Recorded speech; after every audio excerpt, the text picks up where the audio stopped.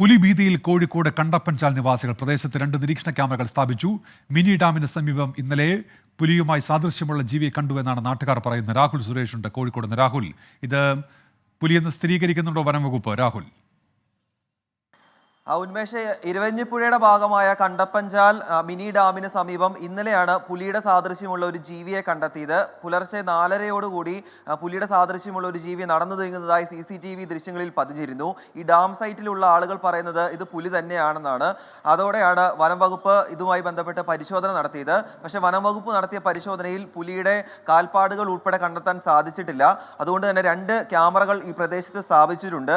ഇത് വെച്ച് നിരീക്ഷിച്ച ശേഷം കൂടുതൽ നടപടി, അതായത് കൂട് ഉൾപ്പെടെ സ്ഥാപിക്കുന്ന നടപടികളിലേക്ക് കടക്കാമെന്നാണ് വനം വകുപ്പ് പറയുന്നത്. പുലിയാണെന്ന് ഇതുവരെ വനം വകുപ്പ് സ്ഥിരീകരിച്ചിട്ടില്ല. മറ്റൊരു പ്രധാനപ്പെട്ട കാര്യം, കഴിഞ്ഞ വർഷം ഇതേ പ്രദേശത്ത് തന്നെ 2 പുലിയുടെ ദൃശ്യങ്ങൾ ഇതേ CCTVയിൽ പതിഞ്ഞിരുന്നു.